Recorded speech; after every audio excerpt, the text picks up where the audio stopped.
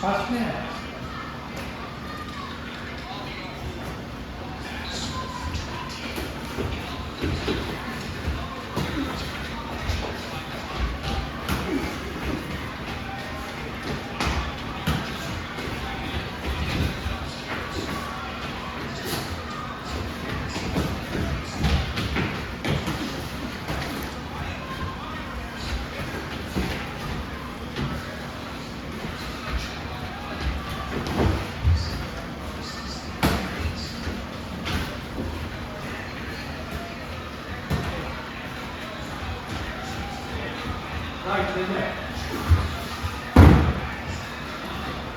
Ano? Sabi ko sa'yo eh. Alam ko na simula pa lang kung ano galawan din dito. Like 3, 2, 1, straighten out, back out. Step. Step change.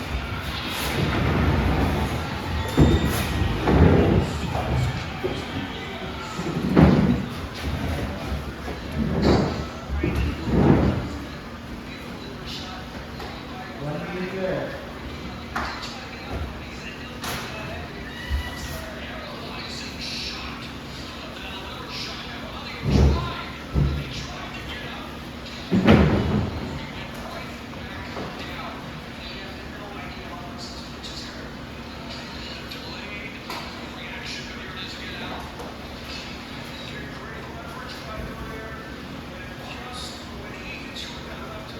Ako ba sige?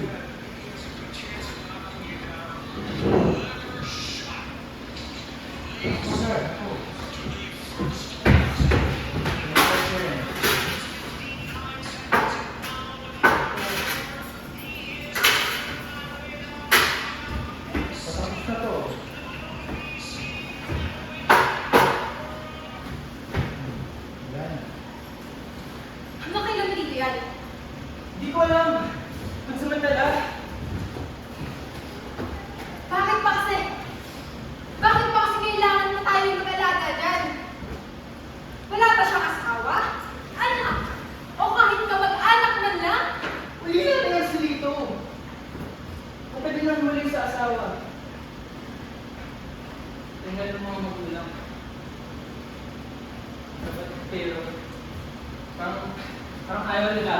So, edi tayo yung mga problema niyan.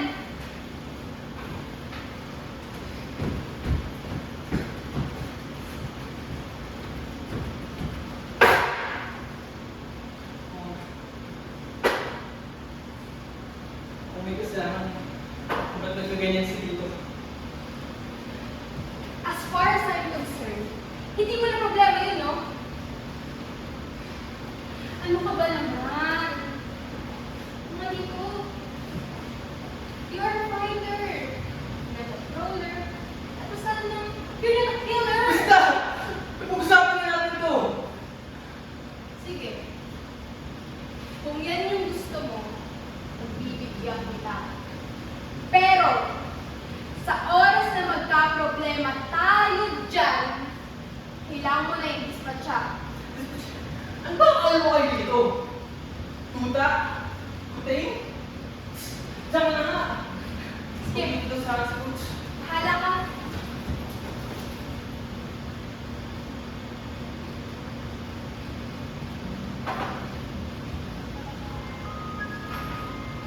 Oh, bakit bumalik ka?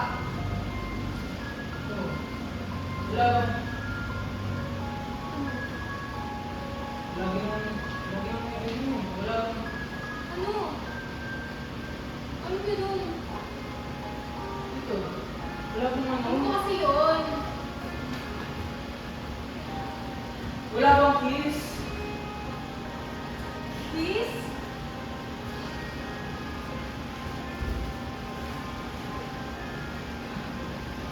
Ikaw talaga.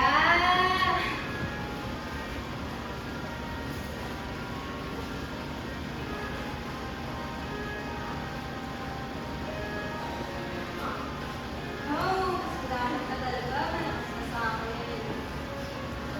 Sige na. Ingat ka, ha? Check na lang ako na nakapunta ka na rin. Ang niluluto ko na.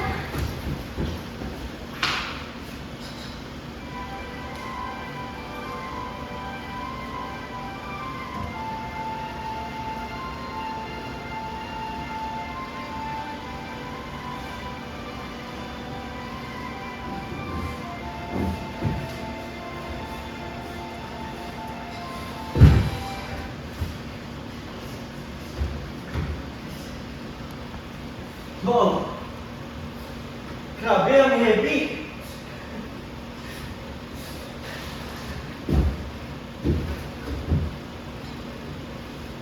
Ha?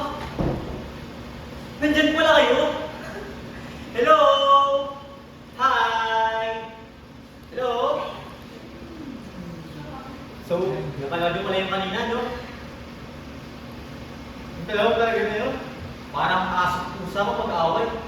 Pero, hindi ko naman kasi sila masisisi. Saligit-git lang kasi talaga ako dito. Malay ko bang magpupuruhan ako ng ganun. Eh, ginawa ko naman yung tama. Sumuntok ako, sumuntok. Ilan, ilan, ilan. Suntok! Kasi tinamaan mo. Pero, anyways, ano yung magagawa ko para matulungan yung dalawang yun, no? Tulungan din naman ako. Paano ba?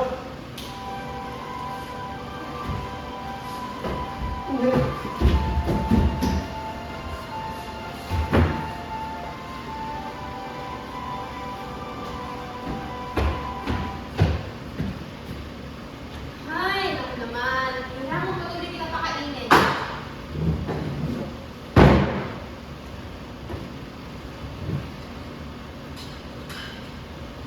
Oh. Marap ka nga dito? Oh. Kumain ka. Kumain ka na. Ah! Okay dito ah. Hihinawin ko lang. Hindi ako masamang tao. Sana maintindihan mo din kung bakit ako nagkakaba nito. Paano ba naman kasi dito? Tingnan mo, oh, kakakasal lang namin. Tapos bigla kang darating. Biglang mangyayari to. Kanira ka eh. Sige na, kumain ka na. Iluto ko man din yan. Oh. Oh! Ayaw mo talaga.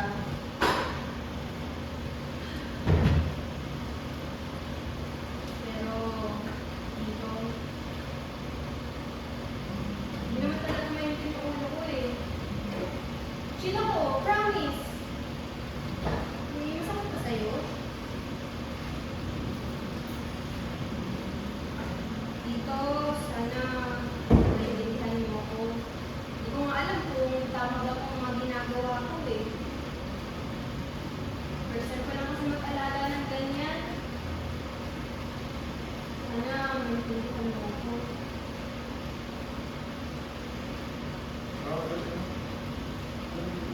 Ha?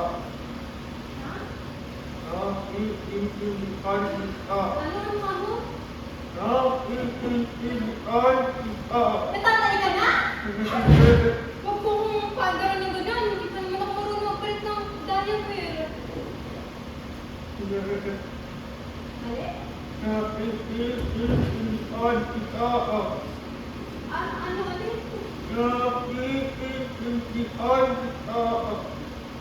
Hindi talaga maintindihan eh. Pero dito, gusto sanang humingi ng sorry. Dito, pasensya ka na ha. Hindi naman talaga gusto ng asawa ko yung nangyari. Promise. Mabait ko yun. Sana magkakaroon ng sama ng loob sa kanya ha. Ay, ito ba sinasabi ko? Dito, pagod na kasi ako eh. May na pa ako nag-aasikaso dito. Iwan mo na kita dyan ha. Baka kaya lang ako sa dyan.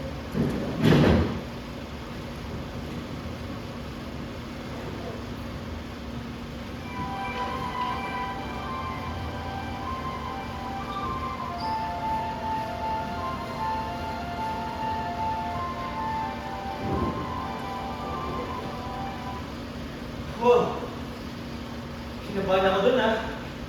Akala ko,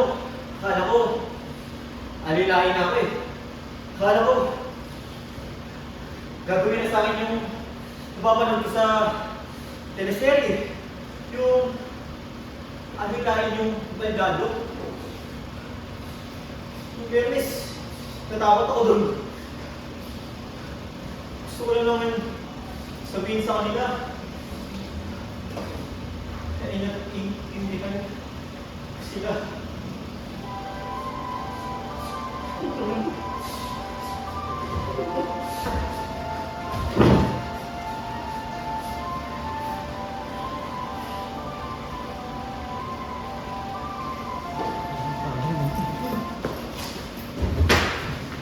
Sabay tawag ko.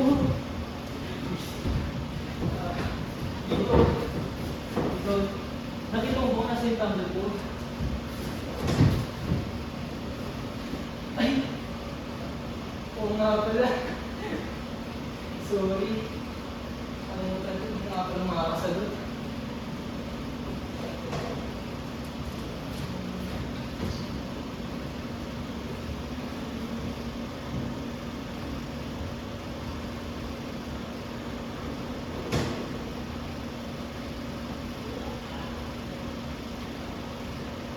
Ito kasi.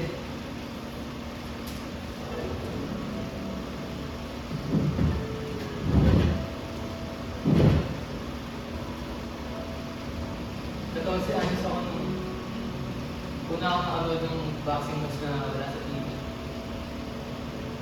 Isang hapon, inaya ko ng dito, hindi ko alam saan ako pupunta. So yun, pumarada ako sa tabi ko sa boxing gym. Meron palang laban yung magagano. Nakita ko sa ring. Meron ko isang binata. Ang pangit ng depensa. Sinasalo ng ulo niya lahat ng sunod palaban. Hindi ko alam kung style niya ba yan o sadyang kabado lang siya. Pero kung ano kinulang niya sa depensa, ba yung gawa sa bigat ng pako. Parang gawa sa semento yung kamay niya, alam mo yun? Hindi ko malilimutan yung nangyari sa pangatang. Grabe, napanganga kami lahat. Knockout. Hindi ko malilimutan yung kalampag ng katawan ng kalaban sa iyo. Matapos na. Sobrang namangha ako.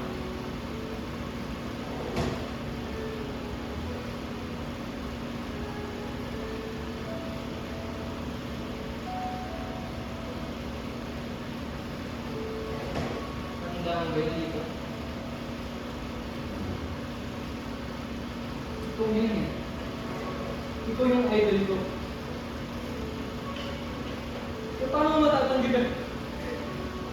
Ito yung mga kalaban ko.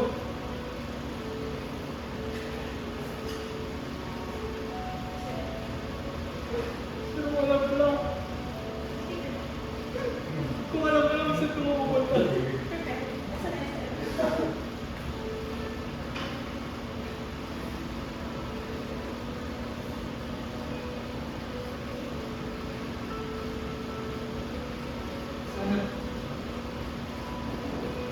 Sana ba lang araw na tatawag mo ako?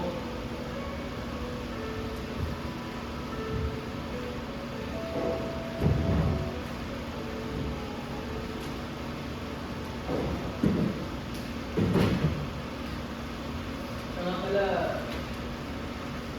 pagbigyan mo na yung asawa ko. Ewan mo ba? Hindi naman siya ganun eh. Yung preso na kilala ko, pasensyosa, magpapilina. Pag nakalala mo yun, sigurado matutawa ka na. Pero ako na siya, kundi, sagot ka sa akin. Biro lang, biro lang. Oh, bakit nandyan ka pa? Alam ko na makita ko yung ni coach. Hindi ko kasi makita kung nasa yung number ko eh. Ah, yung tumbler mo? Andun sa may kwarto natin. Ah? Kasi na rin na. Ano ba? Sige, sige lang, salamat.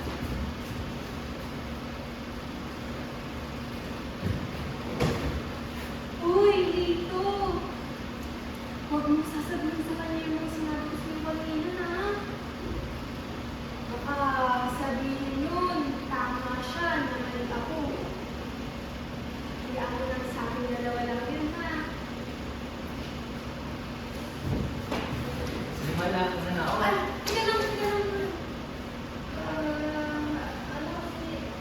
Bakit? F1, ano, Ano yan? ewan ko sa'yo. Mga babae talaga? Ang labo! Mga babae? Bakit? Hindi lang ba akong babae sa buhay mo? Ano? Ano ba gusto mo? Ang gusto ko, Ah, gusto ko lang naman na mag-sorry.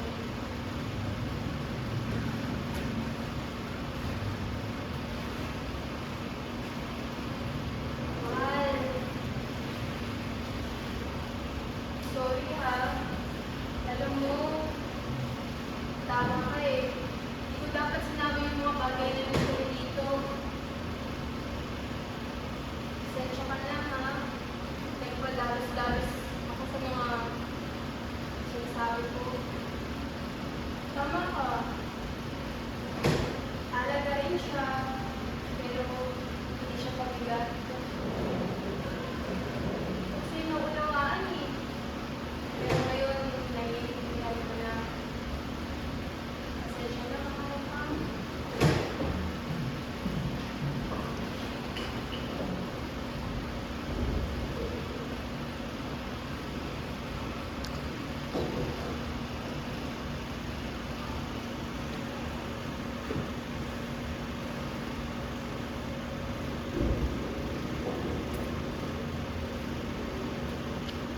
isa naman. Sabi niya sa akin na ikaw yung babae na nakilala ko. Yung, alam mo yun, yung pasensya ko sa pagpagkalinga. Gusto mo na. Alam mo? Hindi na. Hindi naman ako may pagkita kayo. Bakit?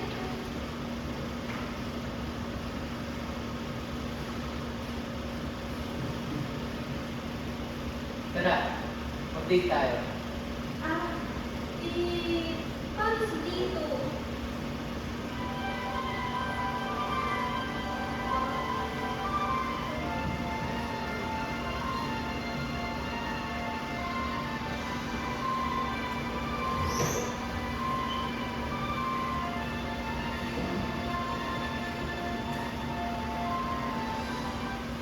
Nice one. Concern talaga siya, oh. Mga kaibigan, ang pagmamahal ay walang kaibigan. Maging kadugo mo man o hindi. Ang pagmamahal, tulad ng napanood natin kanina, ay nagbibigay sa ating lahat upang magpatawad, magpaaruga, at magmahal. Sana tulad ko, maunawaan nyo, maaari tayong makahanap ng pagmamahal. Puntong ito ako. Makahanap ng pagmamahal sa mga asawa.